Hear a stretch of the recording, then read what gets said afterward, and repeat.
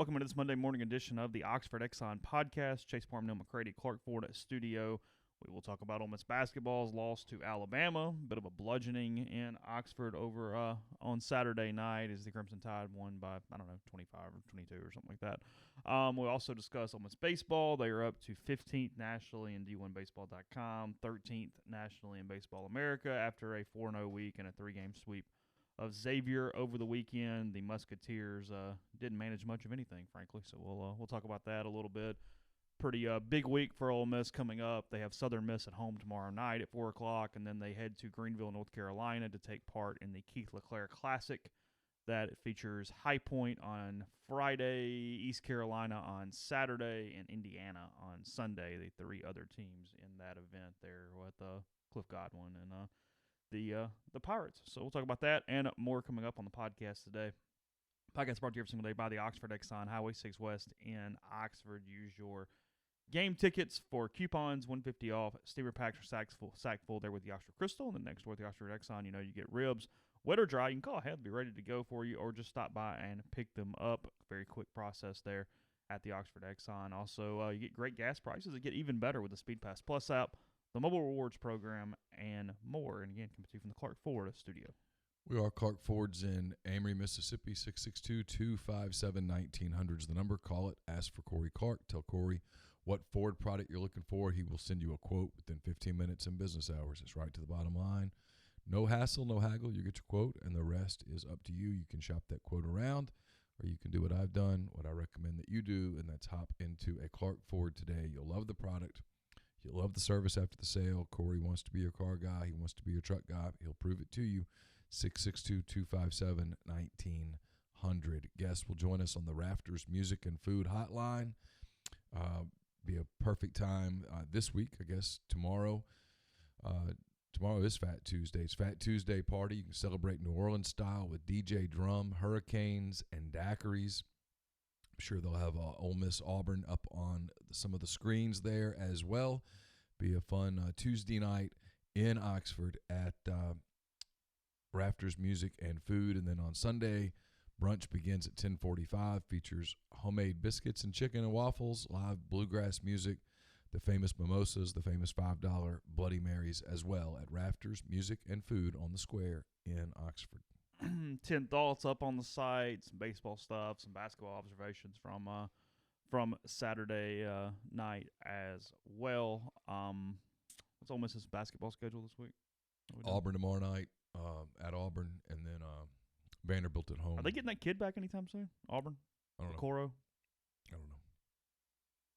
I think they're hoping so. Different team without him. They did manage away past Tennessee on Saturday, but yeah, big loss for Tennessee. They had a shot. I didn't watch it, but at one point I saw the score was Tennessee was up by 10 or 12, and I thought, well, they're going to get back. Same as always with Auburn. But they didn't get it done. Auburn, to its credit, finds ways to win games, and they did. And so. Yeah, Ole Miss plays them, and then they play Vanderbilt at home on Saturday. Then they play host to Missouri next Wednesday at home, and then they go to Mississippi State a week from Saturday to finish the regular season. Then they'll wrap it up in Nashville in some shape, form, or fashion. I saw this stat from Matt Smith on Twitter on Saturday. Vanderbilt still coming to Oxford for basketball, coming to Oxford for baseball later. Against SEC teams in football and basketball since January 1st of 2019, meaning the last calendar year plus month and a half. 2-39. Yeah. 2-39. Yeah, they've really struggled. They've been bad for a while. It's weird because when Kevin Stallings was able to get players there, it looked like Drew was going to get players there. Looking back, they probably made a mistake running him off the way that they did. Would have been better off giving him more time. I mean, why the hell not?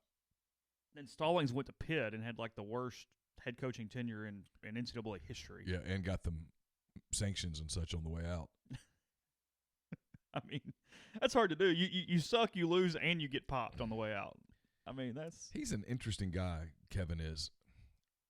I've had pleasant conversations with him, but there are people who cover him who proclaim him to be perhaps the world's greatest prick. I hear that a lot. Yeah. I've never really His kid played baseball at like North Carolina his or kid something. plays for the Pirates. Now he does. Jacob Stallings. Yeah, he's like a Okay. backup catcher. He's still in the bigs. Okay. I want to say he went to Carolina, but I don't know why I think that. That sounds right. Yeah. North Carolina. You're right. Yeah. Yeah. I remember them showing him in Omaha or postseason stuff. They would show Stallings, and I want to say it was North Carolina. Just as I'm thinking out loud. He's quality major leaguer. He doesn't start, but he was Cervelli's backup, and whoever the catcher is there now, he's their backup. I don't know what his future is long term when he gets off of his first deals and such. If you can catch and swing a bat at all, you've got a shot to stick around for a while in that deal. He's a good player. Yeah. I'll start with baseball. I'll move through it pretty quickly. I'll have some content up later, kind of gathering some thoughts from the weekend a little bit because I'm not really sure what to make of it yet. Ole Miss pitched incredibly well regardless of opponent. They maximized offensively. I didn't think they were great offensively, but they were good enough offensively. Xavier can't hit a lick. I'm not really sure how they scored a lot of runs on Memphis. We'll see. Maybe it was even better than I think from Ole Miss pitching standpoint, but I didn't think Xavier presented very well offensively. Pitching-wise, Xavier has some arms. They couldn't throw the ball in the strike zone. It gave Ole Miss tons of opportunities, and then Ole Miss had more home runs on the weekend than Xavier had hits. Stat you don't see very often. It was the fewest hits allowed by Ole Miss in a 3-game series in the modern era. When we say modern era, simply because it's really hard to look up some crap from the 50s. I think Ole Miss is doing that today because there's one series in 1956 against LSU that they think may be a change for that, but they had to go dig through some archives to find that. But Xavier had 6 hits for the entire series over the weekend. I think 8. I think it was 6 today. I don't know, whatever. Anyway, it's fewest. No hitter on Friday. Combined no hitter. Doug Nikhazy went 6 innings. Drew McDaniel, the freshman, pitched a couple innings, and then Jackson Kimbrell, another freshman, pitched a final inning as well. Craig's kid. Yeah, absolutely correct, kid. I was thinking about this, and it didn't really fully sink in later because you watch a no-hitter no matter what it is or who the opponent is. It's kind of cool. That's something you don't necessarily see every day. I think it's the first time, in a game that I was not playing in that I've ever seen a no-hitter all the way through completely. Like where I turned it on or I was at it or whatever, and I watched a no-hitter. 9 innings. I think it's the first time I've ever seen one. I think. I'd have to think about it, whether I've seen one or not. Because, you always turn them over in the 7th inning or turn it over in the 8th inning. But because I didn't even – Oh, I know the one. I watched Cole Hamels no-hit the Cubs a few years ago when he was with the Phillies. I watched that game from start to finish. That's about – Carlos Zambrano threw a no-hitter for the Cubs, but I didn't see all of it. I saw the last, 4 innings. Mm-hmm. I saw – most of a Jake Arrieta no-hitter against the Dodgers, but I don't think I saw the whole game. And I may have watched his entire no-hitter when he no-hit the Reds the next season. I probably did. I don't know. I have to think about it. Yeah. So first one, I've seen several get wrecked in the 9th inning. I've seen a couple even wrecked with 2 outs in the 9th. The kid from ECU last year had a no-hitter going against Ole Miss with, I think, 2 outs in the 9th. It got wrecked. They almost ended up losing the game.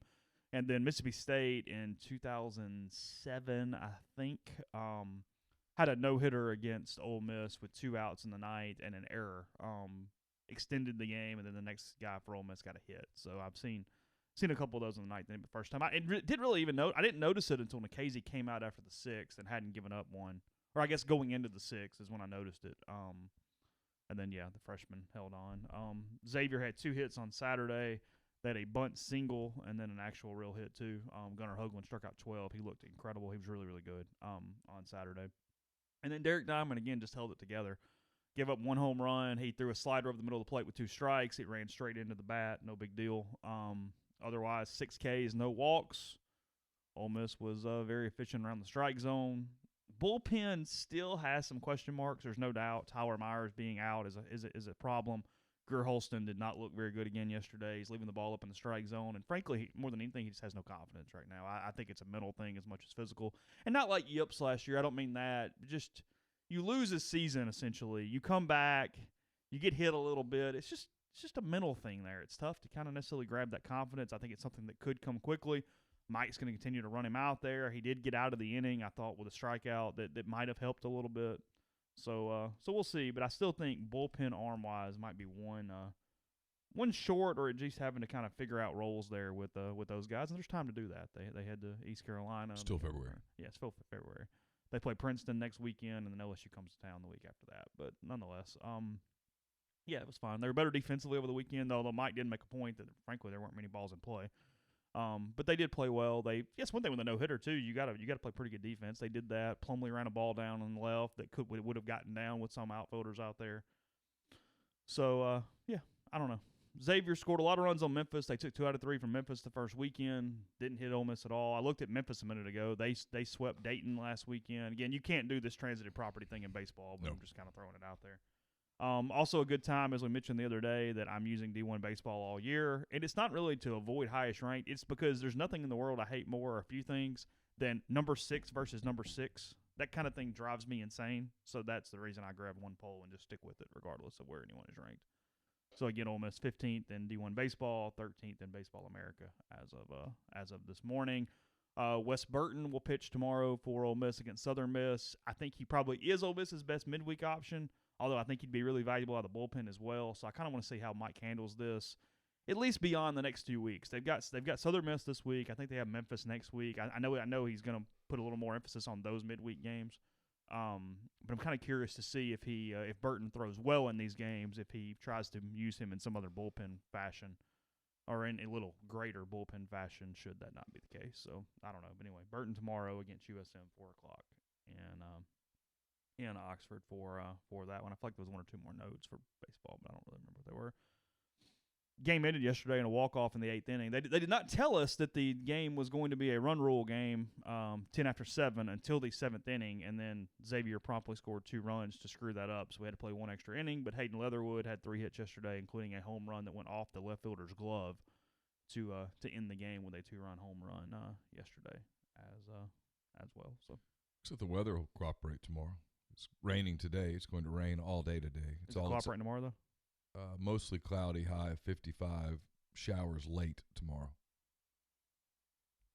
Low of 38, chance of rain 30%, so it's probably fine. They've been fortunate so far. It drizzled, it rained a little yesterday, but for the most part, nothing crazy. It's fine. Yeah, it rained. I took Carson to soccer. It was raining. And when I went back to get him, it was kind of drizzling. Mostly it stopped. They got the whole thing in, though? Their practice? Yeah. Yeah, he was thrilled. Sarcasm? Yes. Not into it. Well, it's that deal where the practices don't get rained out, but all of their games do. After a while. That kind of sucks. That does suck after a while. I get it. How many games they got left? They got a tournament this weekend. They got tournaments. But all the tournaments if the tournaments were held in Oxford, they'd probably be okay. But a lot of these other places, they cancel at the first sign of water. Question in the live stream about Burton, and he's quite intense. How did that work as a starter? I don't know. He extended pretty well in the last inter-squad. He went 5 innings. He's intense as far as mental to stay locked in, but he's not max efficiency on every pitch. 2 different things. I mean, he has the makeup of a starter. I just think he's potentially more beneficial as a bullpen arm right now. I mean, he's down the road. He's a starter. I don't think there's any doubt about that. I mean, everything plays kind of downhill from that 6'8", 6'9" frame. Fastball's got some life, but it's not 96 and over whatever. It's just a heavy fastball that would play well as a starter. So I don't know. Mike's got to figure that out. He's got some pitching roles that still have to be evaluated a little bit, and he's got to figure out which of these freshmen are real and which one aren't. And I don't mean like period. I mean right now. You know, you don't know what the mental strain is going to be on some of these newcomers as this thing moves through. He only has 2 lefty bullpen arms. He's trying to get both those guys work. They're both true freshmen, Benji Gilbert and Jackson Kimbrell. They look pretty good for the most part, but again, we'll see when the bullets start flying a little heavier than Xavier over the weekend. I know obviously Louisville last week. So Louisville did lose a midweek game though, so maybe they are completely overrated and just forget about them. I don't know. I have found that it's very effective to pass complete judgment on college baseball teams in February. I've found that if you just take the first 2 weeks of the season, you pretty much know who is and who is not going to Omaha. Louisville swept Valpo over the weekend, so order maybe was restored. They're back. They did not give up many. Well, actually, they won a 14-10 game on Sunday. I haven't looked to see exactly what happened. Oh, they gave up 10 runs to Valpo? They got 10 runs on Sunday. So they're out. And Valpo's out. Ole Miss would like to feel good about its schedule right now. The D1 baseball top 25 this morning. Florida 1, they play them. Vanderbilt 2, they play them. Louisville 3, they've already played them. Georgia 4, they play them. Arkansas 6, they'll play them. And State 8, they play them. So there's where things sit as of this morning. Arkansas's at 7-0. They've looked pretty good. Vanderbilt's kind of played with its food a little bit, but it's 6-2. It's going to be all right. They'll be fine. Well, the pitching's insane. It's just a matter of finding some offense. I have a hair on my hat that I they'll can't be get, fine. And it's driving me insane. Big Ben asked in the thread if Ely and Plumlee become bench warmers, do they go to spring practices? I mean, listen. Well, that question's a yes. The question is, how long do you keep giving them reps before we make that decision? Right. Is the question. Yeah, they said the whole time that there's no doubt if they're not playing every day, they're going to be at least more involved with football than if they were playing every day. Right. He gave them both starts on Saturday, I think. I believe that's right. I don't remember a whole lot of factoring in. I know Ely is seeing a ton of pitches, which is good for a freshman. I think he's seeing a lot of pitches. Plumlee has not done anything notable other than that play in left field necessarily that's caught my eye. But, I mean, Mike's aware of sample sizes here. He's going to keep playing dudes. I mean, it's week 2. They're true freshmen who weren't even around in the fall. I don't know. I mean, it's and they're going to go until spring football starts and then make a decision, and not before. And Jerry and Ely wants to play. This just can't be emphasized enough. He wants to play baseball. If you take baseball away from him, he's not going to be happy. And I don't know what Plumlee's role is in football. I've heard rumblings, if I'm honest. There's some rumblings out there that he's been told, hey, you might want to think about moving positions. I don't know how he feels about that. I don't know if that's true or not. It's out there. I don't know if it's true. I don't know what spring football is going to look like. They don't have the depth to go out there. As much as people talk about establishing a culture and all that stuff, they don't have the ability to go out there and crack skulls for a month. They can't afford a bunch of injuries. I'm sure there's going to be some learning of roles and schemes and all that, but people get mad at me when I do this, except that I'm right. I talk to a lot of football people about this. Spring football used to be more important than it is now. It's not that it's not important now. It's that they're going to go through an entire summer on campus, the whole team.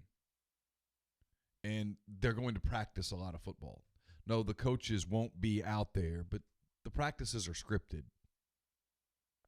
They'll know systems. They'll know generally what they're doing. It's a big summer for Plumlee if he wants to be a quarterback, because he's going to have to work. All the things that we knew he would have to work on, he's going to have to work on. And then I don't know, what would happen if there's just a lot of unknown with football before you can really, like, what happens with this transfer rule? Is it going to affect where kids can transfer without penalty? That could impact Ole Miss both coming and going. Some kids could come to Ole Miss that say, hey, I'm coming if I can play right away. And there might be some kids that would leave if they knew they could go someplace else and play right away. There's just a lot of question marks there. But it's too early to know, in my opinion, what their roles will be in spring football and how that will impact baseball and all that. Both Ely and Plumlee, I haven't watched, but both of them could have bigger or smaller roles by the time March the 17th rolls around. Injuries happen in sports.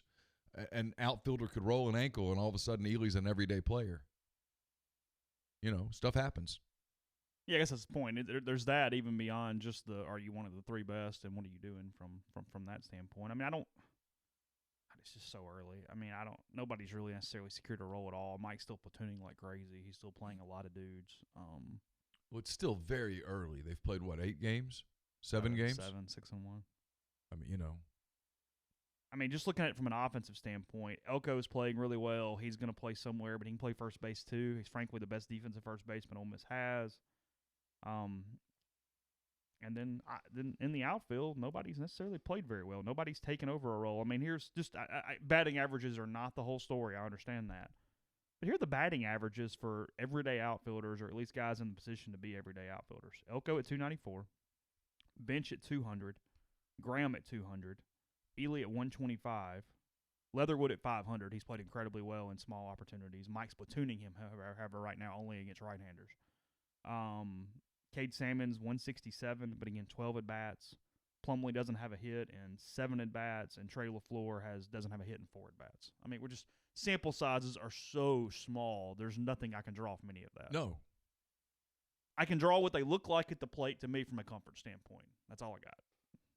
But they could have 2 hot games and the numbers look completely different. Yeah. Well, it's like, it's going to get better. I mean, Hayden Dunhurst had a great weekend. Hit a couple home runs, had a big-time hit on Friday that kind of sprung it open a little bit. He's still hitting 182 for the year because he started 0 for 11. It'll be all right. It's going to be okay. So, yeah. Where it is. All right. Come back, talk about something else in a second. Tell you about Community Mortgage, Oxford, Memphis, Soto County, and Chattanooga. Underwriting and processing is done in Memphis. They're getting local underwriting and understands your market. A leader in condo financing, a float-down option, and with rates as low as they've been in a very long time. Good time to talk to Jason. 662-234-2704 or JLOWE@communitymtg.com. Our friends at Blue Delta Jeans are excited to announce that pre-orders have begun for the return of Duck Canvas. Longtime Blue Delta Jeans clients will remember this durable, long-lasting fabric. It will be back in stock by popular demand very soon in canyon brown, green, gray, and navy. At 10.5 ounces, this Georgia-milled fabric will provide you with the ultimate American-made pant that is nearly unbreakable. For more information or to place your order today, go to BlueDeltaJeans.com or reach out to Blue Delta Jeans on social media at Blue Delta Jeans. We're also brought to you by the Iron Horse Grill. They specialize in on-site large event catering for up to 250 people and off-site full catering services, especially beverage catering. If you're planning a birthday party, a graduation celebration, a rehearsal dinner, or a wedding reception, you want to be able to enjoy the moment. The Iron Horse Grill is your answer. It's a one-stop shop for beverage services for a 250 to 500 person wedding or even a 3,500 person gala. It's one of the largest beverage caterers in Mississippi, and it can service the entire state. So call Sarah Black at 601-398-0151 for your catering needs.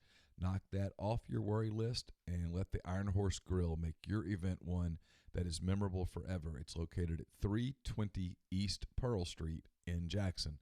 Don't just accept what you see, but imagine something new. Step forward and chase after a better version of yourself. Every day, Corinth Dental is helping people reinvent themselves one smile at a time. Dr. Bubba McQueen and Dr. Jenny Beth Hendrick are devoted to restoring and enhancing the natural beauty of your smile using conservative state-of-the-art procedures, including Invisalign. These clear aligners are the virtually invisible way to improve your smile. So call Corinth Dental today for a no-cost digital scan of your teeth. Let them show you the way to a straighter, healthier smile. 12 months, no interest, no down payment, financing available at corinthdental.com. And we're brought to you by Splinter Creek. It's a gated conservation community located 8 miles southwest of Oxford, 75 minutes from the Memphis airport. SplinterCreekMS.com is the website. If you're coming in town for basketball this weekend, coming up for baseball here in the next few weeks, coming up for the Grove Bowl, double-decker, whatnot, you need to, if you're thinking about moving to Oxford, thinking about retiring to Oxford, you need to look at Splinter Creek.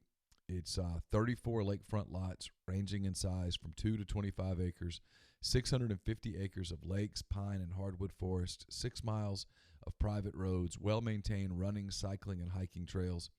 It's just an absolutely beautiful piece of property.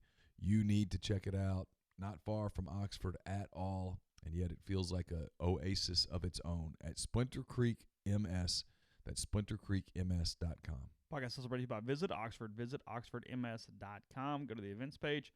There's everything going on in town this week, and also stop by their location there on Jackson Avenue. They have welcome bags. I'll just tell you some of the things that you probably don't know about, or maybe things that you would miss otherwise. There's Ole Miss Theater and Film things this week at Meek Auditorium, most of those during the day and at night. Several different options for you. There's South Talks lectures at Tupelo Room Bernard Observatory.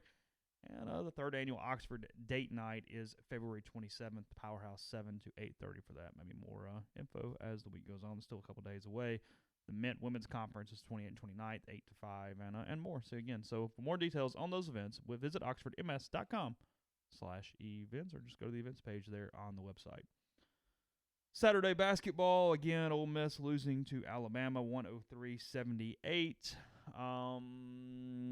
Officials were a story. Ole Miss's ineptitude in a lot of ways was a story. A lot of stories there for the Rebels, who are now 13-14 overall, 4-10 in the SEC. And good grief, what's going on in 7 to 10 days from a change. Yep. I watched it. Wasn't necessarily. God, you're brave. I did. I watched a good bit of it. What does it say really about? Trying to phrase this the correct way.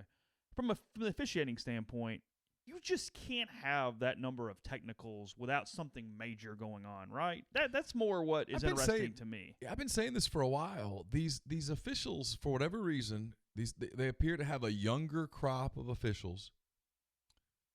Many of them have spent a lot of time in the gym. It's pretty obvious. Well, you're going to be on TV a lot.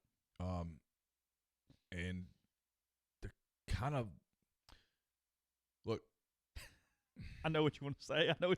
Sometimes at the gym, and I go to the gym a lot, and I like to lift. It's been a big part of me. There's a study that's out that lifting produces chemicals that help fight like some depression and stuff, and that a lot of people who are being diagnosed as depressed are really not depressed. They have low testosterone. There's a lot of stuff that's out there like that. I enjoy lifting. That I don't say that it's not about me. My point is sometimes I work at a gym where there's some people there that train for bodybuilding. Yeah. And not all of them, because a lot of those guys are the coolest guys in the world. But sometimes guys go to the gym and you can tell the meathead when they're there. You know what I mean? The guy that doesn't have much personality, he's kind of angry, real aggressive. These officials, a lot of them act that way. They are walking out on the floor with an attitude. And I thought, now listen, Ole Miss did not lose Saturday night because of officiating. You don't lose a 25-point game because of officiating. Ole Miss got beat in every major category pretty much. They deserved to lose the game. Alabama played a very strong game, shot the ball well from start to finish. They're a good team. I've been saying that all year. They're fun to watch, or could be fun to watch if the officials would get out of the way. Here's the problem, though, with the officials is they come out the other night. Kermit's upset about what he views to be illegal screens that Alabama's setting. He's complaining about it throughout the first few minutes of the game. They finally call it. And as Ole Miss is taking the ball back down the court, Kermit gets the technical. I don't know what he said. I assume he said finally or something like that. You cannot have rabbit ears. That's not a tech. No. Calls a technical. At that point, I told Nate Gabler, I said, he's not making it through this game. He's gone. Matter of time. And the second half, Nate Oates gets a technical. Then Breon Tyree gets a technical on a play where I don't think Breon did anything.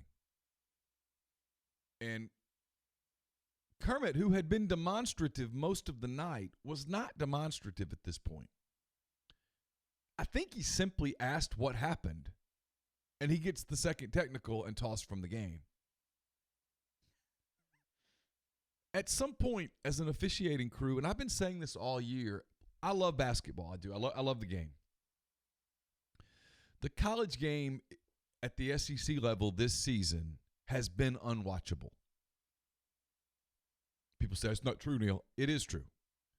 It's absolutely true. If you took the uniforms away that said Ole Miss and Florida and Arkansas and Tennessee and whatnot and replaced them with pick your league and dropped a fan in there with these officials, they'd leave. And they'd certainly flip the channel. I don't know how you watch this on television. To me, the product is unwatchable. I've talked to coaches and analysts and stuff around the league, and they're all saying the same thing. They're very frustrated with the product that's being put out on the floor because they know that you have to market this product. You have to get people to invest. Not everyone can win, The game was strangely entertaining in person because of the mood. And then the lady hits the putt from 94 feet, but the game wasn't. The game had no flow. Well, and some of that is because they even change their officiating as the game goes on. You get really tight, and then it gets loose. Then you get tight. The players are going, I don't even know what to do.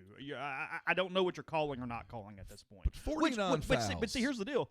That creates the issue then of later in the game, either side going, well, hey, you're not necessarily screwing anybody. They're just changing their calls. So what was called earlier is not called now and vice versa, and it looks weird at that point. Yeah, no, it didn't impact the outcome of the game. Right, It impacted the game. I mean, you're calling that technical foul on Breein Tyree. It's also a personal foul. A player needs to do something egregious to get a technical foul.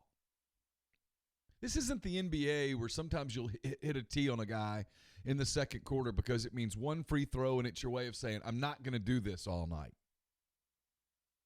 I watch the NBA every night. Now, their officials are 3,000 times better than college officials. But they handle a game.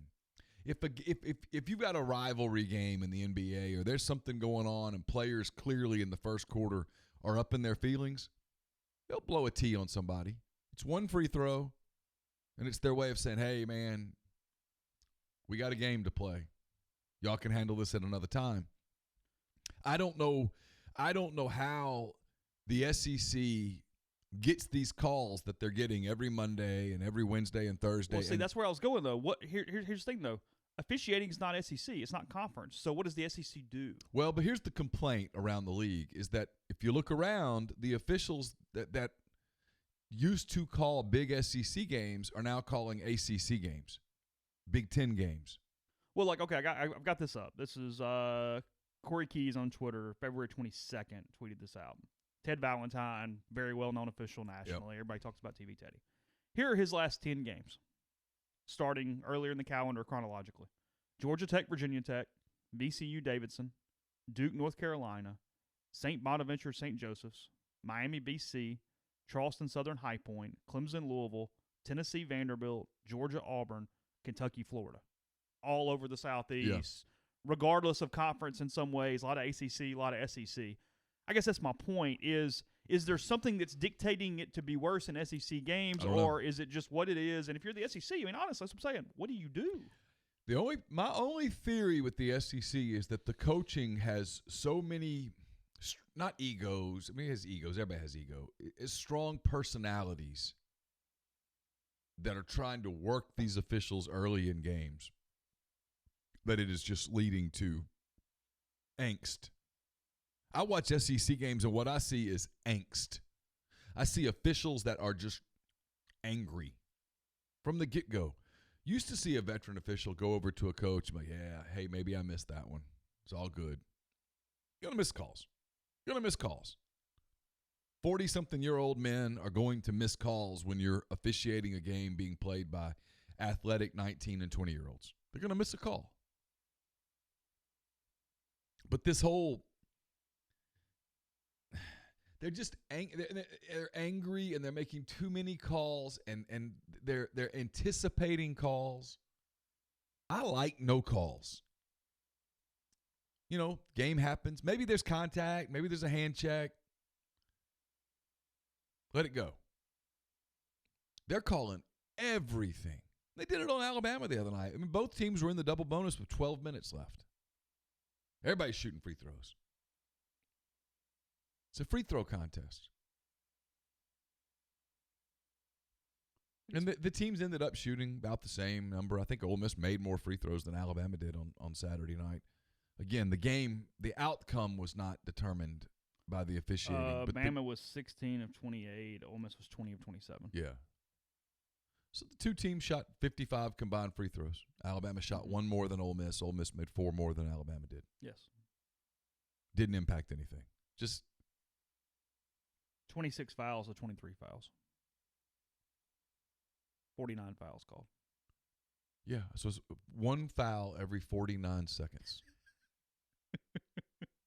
To me, that's not watchable. There is no flow.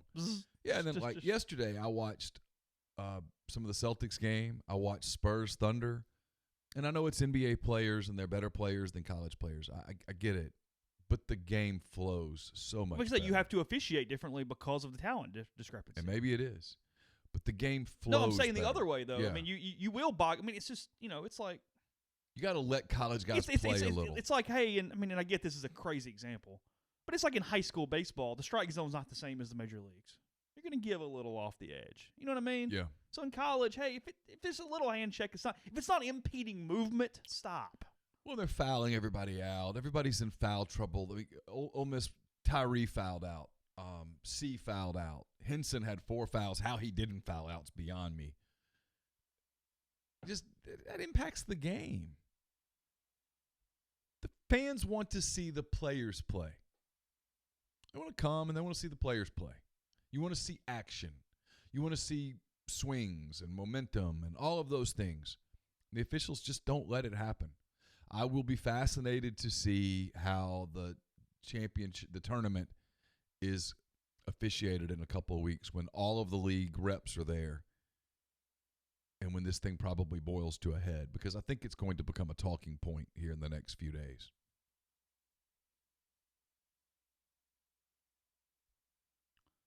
BWL says what happened to college basketball, looking at the 4-quarter model where team fouls would reset. They're doing that in the NIT to experiment with it. I don't know where that stands on going permanent.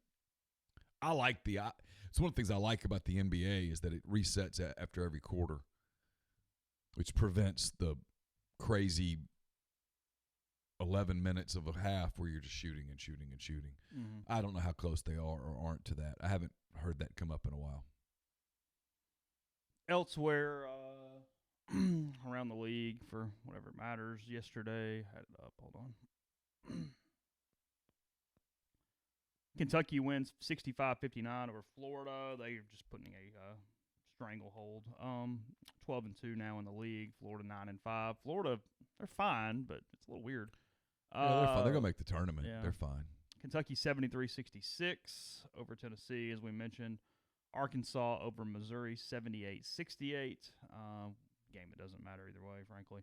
A&M with a huge win from a Mississippi State standpoint, 87-75 over the Bulldogs on Saturday in College Station. A&M beat Mississippi State? Beat State up on Saturday in College Station. Yeah, 87-75. A&M is 8-6 in the league. Buzz Williams, man. They have no shot at the tournament. The net does not care what conference you're in from a standpoint of a record. But their net's in the it's like 119. Yeah, Georgia wins 80-78 on a buzzer Crazy beater shot. To beat Vanderbilt. Crazy shot in Nashville. Vanderbilt now 1-13 in the SEC with their one win being LSU. I don't know. Who knows? And then speaking of LSU, one that if they had any chance, South Carolina really, really needed 86-80 LSU over South Carolina in Columbia, South Carolina. It's going to be a 4-bid league, maybe 5. What's going to be interesting with the tournament, with the committee, is 2 teams to me are interesting. Alabama's interesting. Will the committee look at Alabama and say, they hit a struggle there when Herb Jones went out? Probably their best overall player. He went out with a broken wrist. He's back playing with the broken wrist, but he missed some games. Will they say, hey, you know what, they'd be better if they hadn't lost him? And then the other team that's interesting from a net standpoint, now they've got to win games. They can't stumble anymore, is Arkansas. They got Isaiah Joe back last week, or Saturday. They won Saturday. They beat Missouri. Will the committee look at them and say, had they not lost him for 3-4 weeks, they'd be a different team? Mm-hmm.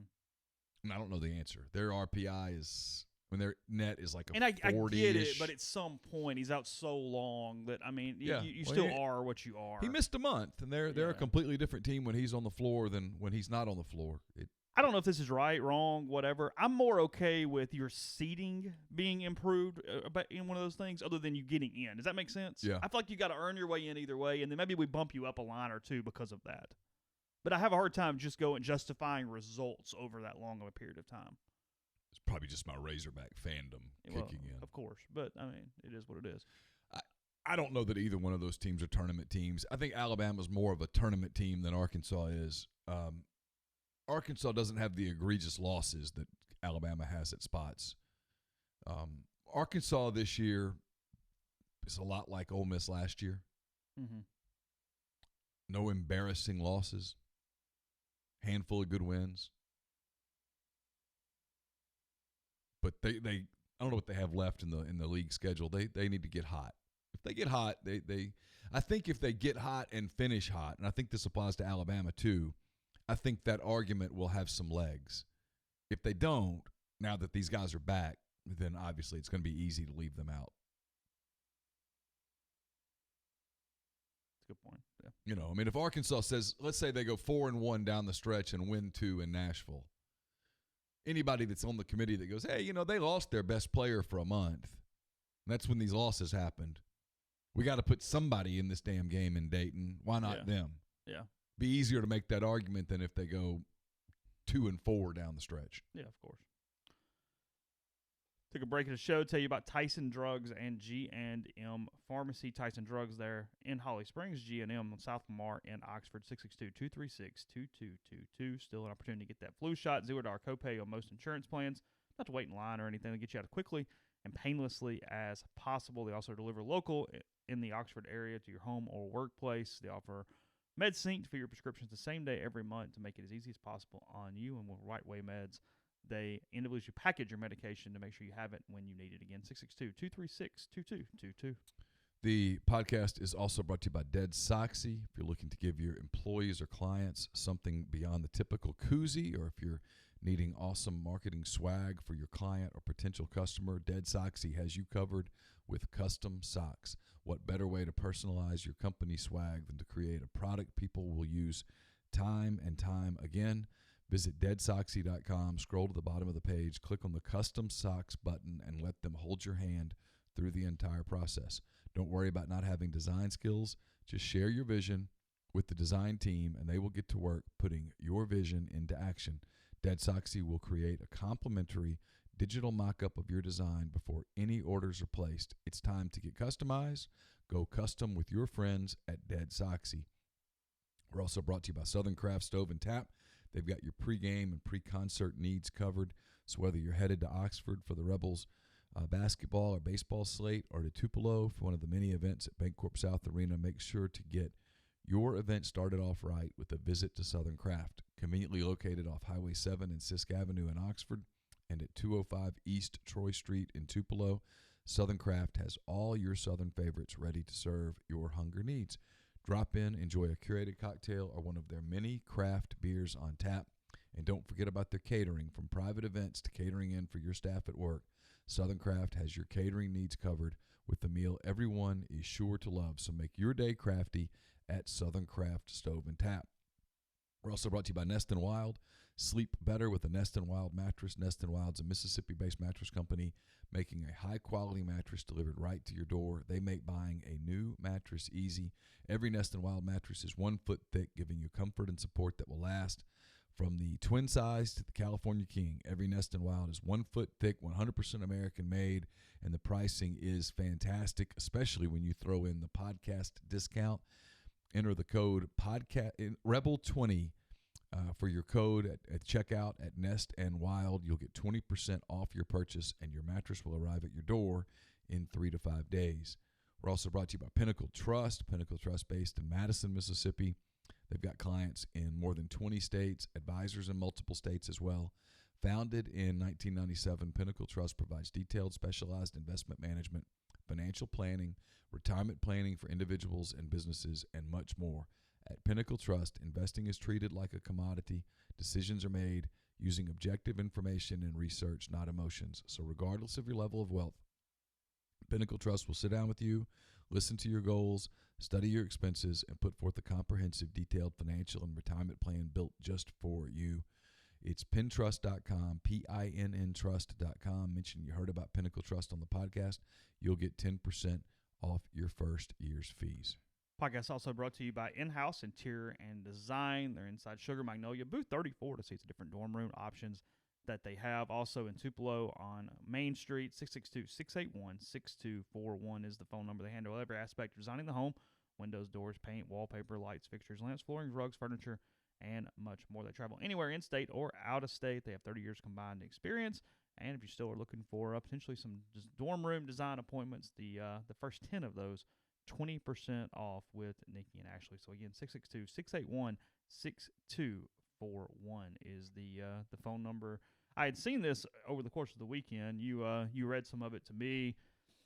The head baseball coach at Seminole County High School gave a speech after they won the state championship. Yes. It featured 7 or 8 cuss words throughout the 40 to 50 words that were uttered, and he has been removed from his job as head baseball coach. It appears that he's still a teacher in the school district, which I have a hard time believing he's going to hang around for that one. Still employed by the school. They've named an interim. Parents outraged, or at least the parents that are talked to in this story from some television station in Orlando. But here's what it does. It shows you this era we're in of social media, of cell phones with video, and of 1 or 2 parents, or at least some past presidents with some pretty weak administrators, one or the other. It's something along those lines. Yeah, it's hard to believe that gets a guy fired, right? Maybe called into the office and said, "Hey, man, come on. Hey, you got to be a role model. There's tone involved here." It'd be one thing if after they had lost a game, he's dropping F-bombs on the bus like that. He was celebrating with the team. Did he say some words that he probably wished he had back? Sure. Was he saying anything that those kids have never heard? I think they're not doing the old days thing, but I mean, some of the words uttered at me over the course of a high school baseball game, that was church conversation. Yeah. And nobody thought a word about it. I mean, you're just moving on and you're going on about your day. Compared to things that I heard, hell, on my junior high school basketball team.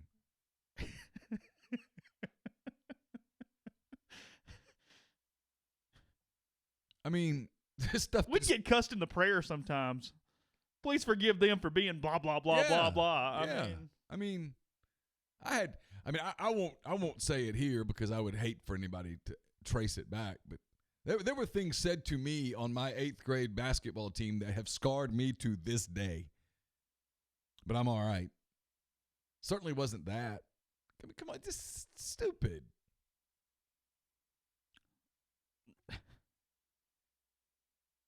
The more thing here is that there's no common sense or correction anymore. You know what I mean? That's more. No kid was hurt. Nobody was hurt. They were celebrating. Again, we're speculating. Pissed off parent? It'd be my guess.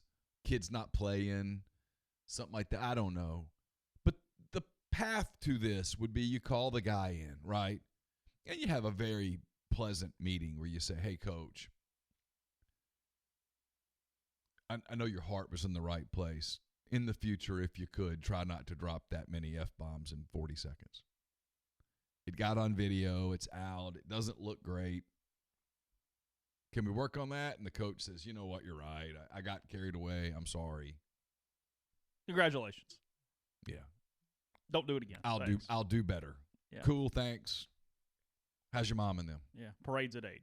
Yeah, just move on. I mean, just this happened months later, though. That's what I'd say. Yeah, that's what I was just thinking. This baseball season ended last May or whatever. This is 8 months later. It's just kind of stupid. It's really stupid. It's dumb. But, man, we live in this really angry time. And social media is a bad thing. I used to think it was a great thing, and I know it serves a good purpose at times, but this is stupid. This guy loses his livelihood over 40 seconds where he didn't do anything wrong. He didn't call anybody a racial epithet. He didn't hit anybody. He didn't cuss any kid. He didn't embarrass anybody. He didn't humiliate anyone. He didn't degrade anyone. He celebrated a state championship. Told him he was proud of the way they played. He was excited. Again, there's a corrective course that could easily be taken here. So easily. So you're going to fire the guy? Now, I'm sure he'll go get another job tomorrow because somebody's going to say, well, he's obviously a good coach. Let's hire him. Hey, in the middle of the hiring process, hey, just when you win the state championship, do that. Try not to say effing. That's it. Good? Good. Oh, yeah, some AD woke up this morning and goes, whoa, hold on a minute. All right, I'll make a call. I'll deal with it. Yeah, because it's easy to deal with. Yeah. So easy. Hey, coach. Hey, what do you teach? Okay, cool. Yeah, we'll that's social studies, huh? Cool. You don't say. Yeah. We had a spot just come open. I mean, and it's just, and hey, you know, you can't say that, right? Yeah, well, obviously I know it now. All good. Just dumb.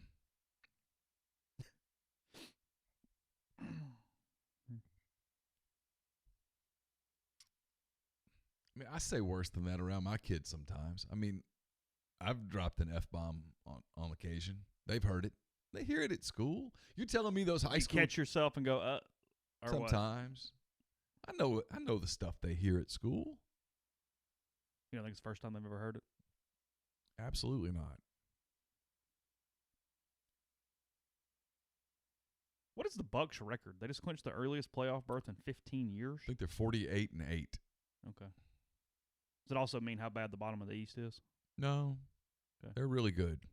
What does it mean from a number standpoint to clinch that early in 15 Maybe years? A little, but they're really, really good. Antetokounmpo only plays about 30 minutes a night. Their numbers per 100 possessions when he's not on the floor are pretty elite. They're very good.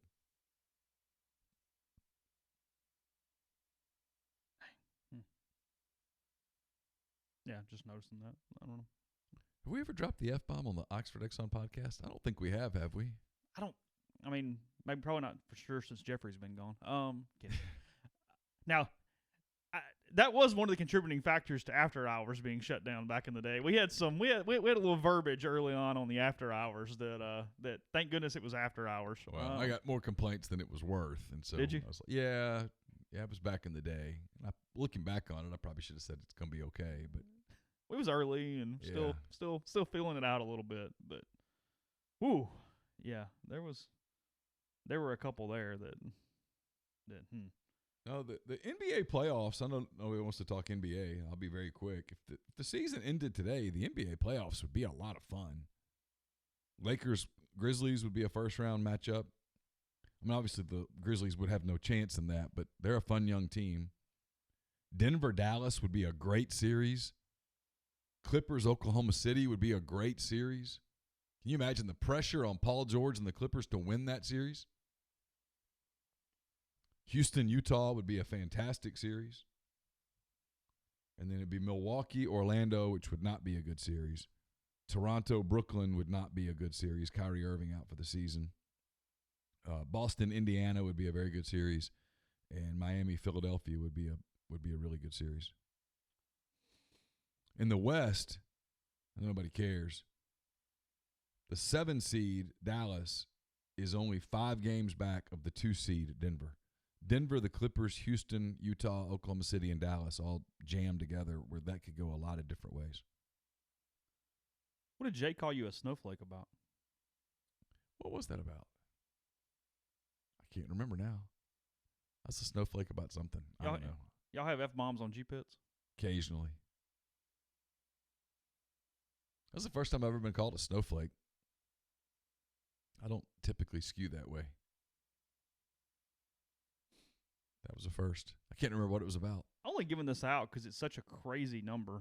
One last thing on Ole Miss and Alabama. Dylan had this stat on Saturday night. Alabama scores 103 points on 78 offensive possessions for a cool offensive rating of 132.1. For comparison, the best offensive efficiency rating this season, like season-wide for a team, is Gonzaga at 119.6. Wow. So Ole Miss made Alabama look like the best offense in the nation by 12, 13 points. Well, you know when you play them that they're going to jack up a lot of threes, and so they're going to make some threes. But they scored so many points in the paint easily. That had to be what had to just – this team has to really frustrate Davis. He has to wonder. It's because you were scared to ask somebody out, Georgia Rebel says in the stream. Oh, that made me a snowflake. Yeah, I don't know if that's the correct I don't know if that's the right term word. There is a derogatory term there, but I don't think that's the one. Each week on G Pits, we'll because that was our 87th episode, so we'll talk about 1987 a little bit. Okay. And so we're getting into like my actual good years now. My high school years and Jay's beginning of his high school years, and we had a completely different approach to the opposite sex. He was a little more aggressive than you were. Yeah, Jay, we sometimes will have these discussions about what would happen if we were single now. And, I know what I was saying. I said that. I heard Jay do this because he was talking about how he's already got 5 or 6 people in his head that he would potentially pursue depending on the situation. I was making the point with today's political correctness and such that just asking a woman out could be deemed an aggressive gesture. Yeah, that I said I thought that in today's society you would probably need to sort of formally explore whether or not it would be acceptable for you. How do you do that? I guess you would have to go through a third party so that there would be no direct. Do I need to write aggression. something out and hand it to her? I don't know, man. You need to have like a form letter here. It goes, hey, it's completely within. You have to mark yes 5 times before we. All I can tell you is if I ever am put in that situation, God forbid, there will be no aggression whatsoever. I'm done. I'm officially retired. The same as your ability to look as harmless as possible on a plane when a young woman enters, hoping she'll sit by you because it means the heavy guy won't. Absolutely. And then I leave them alone. I don't try to strike up a conversation. I get it. You have headphones on. You don't want to talk. Cool. You're in insurance. Yep. I did that in Fayetteville. I think I told you that. I told my parents that the other night. They thought it was funny. I actually told my brother that yesterday. He laughed. Our pastor pointed out in a sermon a couple weeks ago that pastor is one of the bad things on a flight too, potentially, because you potentially get somebody's life story and confession for hours. Ooh. When you're sitting there. Said it's like one of 2 things. It's either like this whoa thing or this hey, let me tell you about what's going on thing. One or the other. And like, what do you do? I'm a therapist. Yeah. Oh, 3 free hours. Yeah. He said he sat down on a plane and he was like, I'm in fire insurance. That's what I do. Fire insurance. So, yeah. That's what I told the guy. I said, I'm in insurance underwriting for the Hartford. Nobody gives He's two. like, couldn't be more boring. I'm like, back to my book. Goal achieved. Yeah, sports writer's dangerous now. You get yeah. Oh. Sports media is dangerous. So you go to games for free? Or hey, so you know so and so. Yeah. Well. So now what do you do? Yeah. So you work for Ole Miss? Nope. It's the weirdest thing about our job. That one still does get bannered about a lot. That's a tough one still to. The smartest people in the world still can't understand what it is that we do. So you work. How does that work? The university writes you a check? No. Not even a little bit.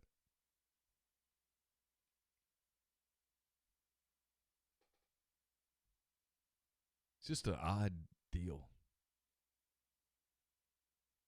I mean, I just have learned when I'm in Fayetteville, just be somebody different. It's much more fun. Because if you tell them you're a sports writer and you cover Ole Miss, they think immediately, which is a reflection on Arkansas media for the most part, they think immediately, well, that means you're a fan. So we played y'all. I'm not y'all.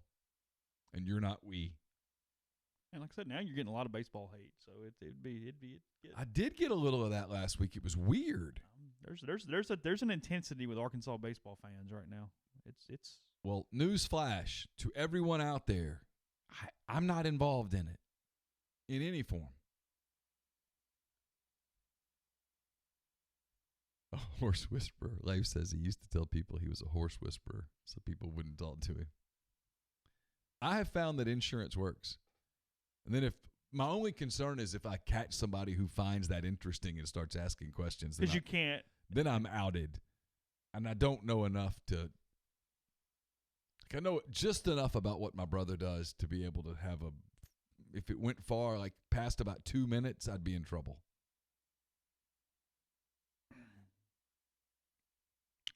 Let's see. Randall Boyd asking on the live stream. Auburn got swept by UCF. Tennessee went 3-0 in Round Rock. Tennessee's better. Got a good Friday guy. Got some arms. Yeah, they're not bad. I think they have a chance to be a regional team for sure. They almost were last year. I don't think they got in. They were 14-16. I don't think they got in. They would win either way. Yeah, I think they're probably a postseason team. Auburn, I thought the entire time, and I've said this on this podcast, I think they're a little overrated. They got swept by UCF over the weekend. They've got Tanner Burns. They've got some arms, but something just doesn't quite feel right with them. So if you told me to pick the team that finishes 6th in the West, Alabama's going to finish 7th. I think it's Auburn. I really do. I think there's something a little weird there with them. So anyway, final break here in today's show. We'll tell you about Mascots Lawn and Landscape, premium lawn care throughout northern Mississippi, but a lot more as well.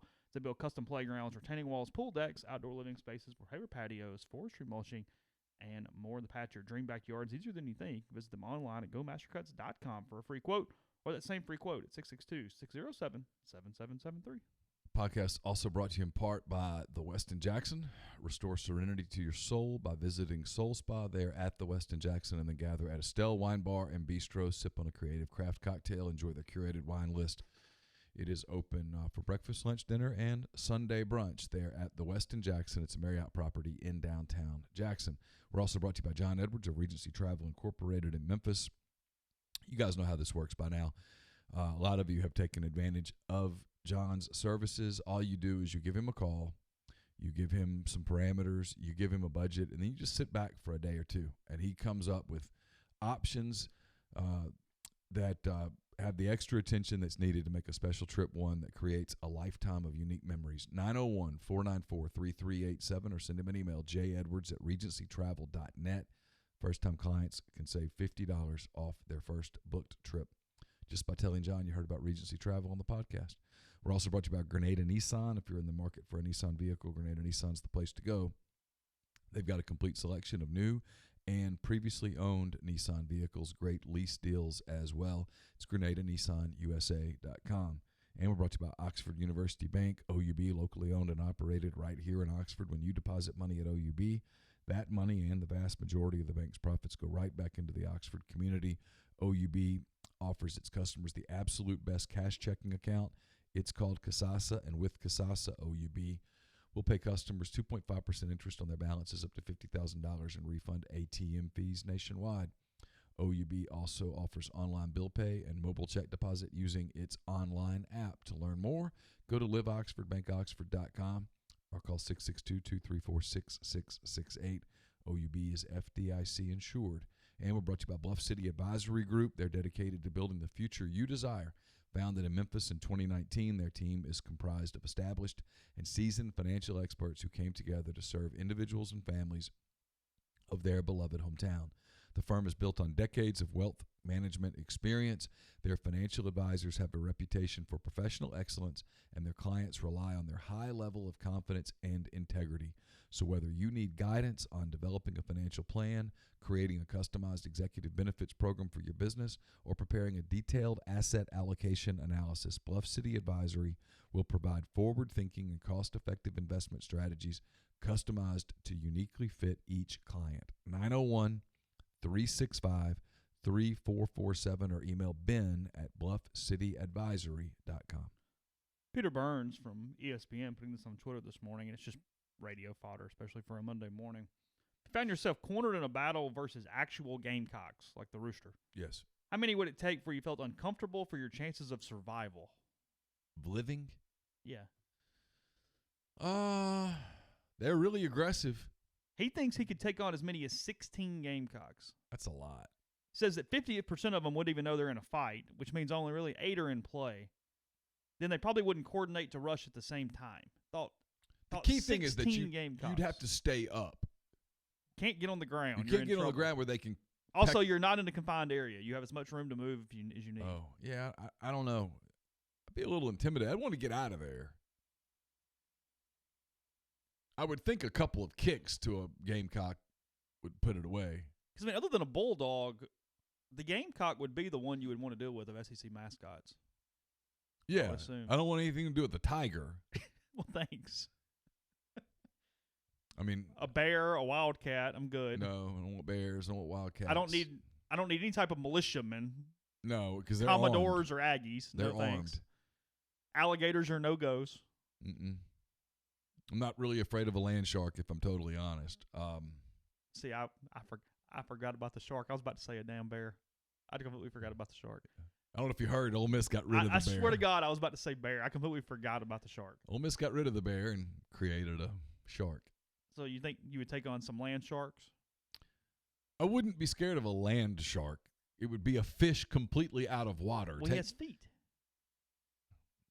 He walks around. I saw him almost eat the woman after she made the putt on Saturday night. He attacked her. I'm like, dude, she's in her mid-80s. Calm down. You see the woman celebrating, all of a sudden just a shark. Yeah. Just overtakes her. Dun it. No, the Crimson, it's an elephant. No, I can't take on 16 elephants. No. A trunk could knock you down. They could kill you with one swing of a trunk. Not repeating. Doors, I got to do it. Doors Rule 28 says I'm a black male. I'm scared as hell of a Confederate soldier. Avery Forbes wins a car, breaks hip. I was really afraid he was going to knock her down. It was a great putt. It was a hell of a putt. Because most people, they do that every game, obviously, and most people don't even hit the board. Well, did it stay fairly straight? Like, I mean, in all seriousness, is it flat where it's gonna stay fairly on a straight line? Yeah, you know, on a basketball court, there's like for lack of a better word, it looks like a little drainage thing. Okay. I thought when it rolled over that would skew it. Would kick it off. But it didn't. It just kept going. You could tell early the way it was rolling down the lettering on the court that it was headed in the right direction and that it was going to at least hit the board. And then it just kept going straight. Someone says, did they move the board? I don't think so. What do you mean, do they move the board? Did they move it to make the ball go through? No, not at all. No. Now, I'm not even sure it's exactly set up in the same place every time. Right. It might even be a few inches off. Yeah, it's an alien can opener still the best. Yeah.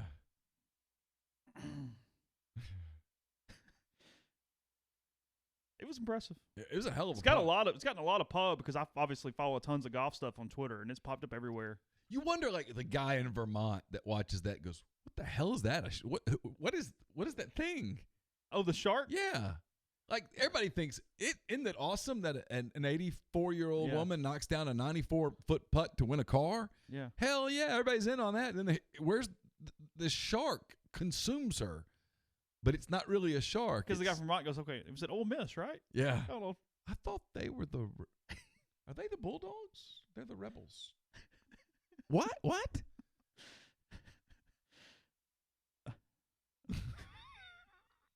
I'm sorry. I don't know. Really cool story with the Zamboni driver over the weekend. The NHL that was awesome. Game. I had to learn about this. I had to ask several people on Twitter to get some responses. He's from Toronto too, so it was against the Maple Leafs. No, it was against the Canadians, wasn't it? I thought it was against the Maple Leafs. Oh, was it? I thought it was Montreal, but either way. I don't know. Yeah, either way. Some Canadian team. So his wife's a giant Maple Leaf fan. Oh, really? Yeah. Okay, it was Maple Leafs. Oh, I don't know. Like they're yeah, you're right. Never mind. I'm sorry. So, again, I had to kind of learn this. I had no idea. The home team in an NHL game has to supply an emergency goalie. So if something happens to the two goalies you have on the roster, you're not putting a position player in goal. And they would go for either team should that be necessary. It happened with Chicago a few years ago. It doesn't happen very often. And when it does, not for very long at all. However, this guy who was just kind of a beer league goalie just kind of did it 42 recreationally. Years old. Carolina needs a goalie. He gets in goal and wins the game the other night. Yeah, played really well. Yeah, pretty cool.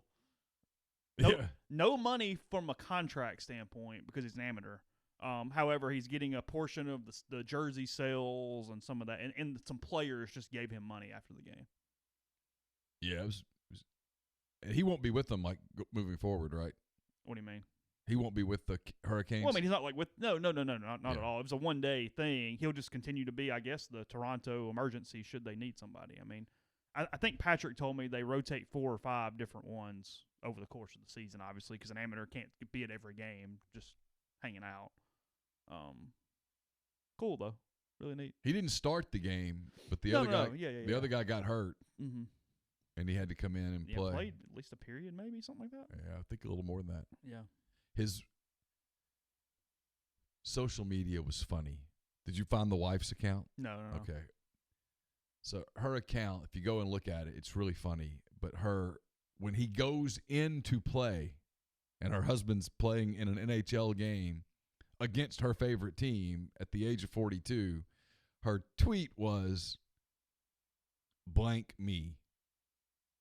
Yeah. And she meant it in a way like, I'm blown away. Yeah. And, of course, you had the 2 predictable responses. Well, one was, where would you like to meet, which was predictable, which is like, dude, stop. You're. And then the other guy, this is how you celebrate this giant moment. It's like, stop with that.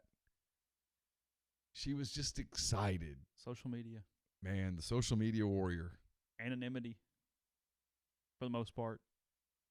And then one of her friends was like, this is awesome. But it was a fellow Maple Leaf fan. This is awesome, but I got to be honest, I'm torn. And she made a joke like, I am too, or whatever. It was funny. I mean, it's cool. It's a cool story. Yeah. On social media, I always have a little bit of a worry when I see a mention and it's not somebody with their real name in their Twitter profile. If I don't see a real name and I see something else, like, I don't like where this is going. No. This is a guy that likes his anonymity for a reason that I'm probably not comfortable with as this is going on.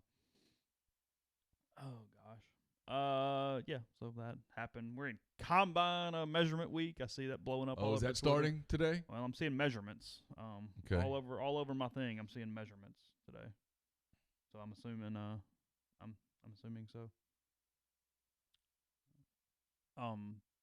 One of the women highlighted in the film Hidden Figures died today at 1:01. Wow. The black mathematician who calculated the flight path for America's first space mission and the first landing on the moon. Oh, wow. Yeah. Jay and I talked about how this past weekend was the 40th anniversary of the Miracle on Ice. You don't remember that, I take it. I wasn't alive. You weren't alive yet. December of 83 is my birth. The Miracle on Ice was my first sports memory of significance. Right around that time. I do remember the 1979 World Series, and I remember that hockey deal. It was big. It was huge. Probably bad. I mean, some of these are very predictable given what's going on around the world right now, but probably a bad thing for Under Armour. We don't talk about sports apparel very much, but 52-week lows in the stock market this week. Really? Viacom, Carnival, that's not a stock. No. Ford, I don't know why. Kohl's, Norwegian Cruise, not a shock. Royal Caribbean, not a shock. Under Armour, Baker Hughes, Devon, I don't know. Marathon, Noble Energy, Exxon, United Air, DuPont, and Sealed Air. So 52-week lows for those companies. Just, again, scrolling across Twitter there. I don't know what Under Armour has done or not done to be in that situation, but just, I don't know. Just kind of pointing it out. I wonder if it's because a lot of their product is made in China. Oh, really?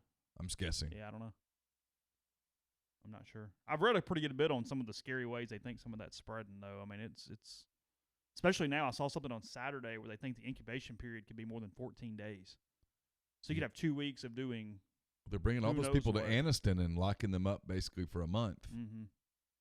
There was one guy they think had it after an incubation of more than 14 days that he did all these different things. He took a trip. He ran a half marathon. And you just start trying to track it and figure it out. And if that's so, don't know. So, yeah. Not a good time to be in the cruise line business. Oh, you're looking for something else at that point. You're effed. Yeah. To keep with the theme of the day. Yeah. So, all right. Back tomorrow, Ole Miss, Southern Miss, tomorrow, 4 o'clock. A lot of stuff at rebelgrove.com. We're coming your way later today as well. So be safe. Watch it rain outside as it is right now. And we'll talk to you again tomorrow.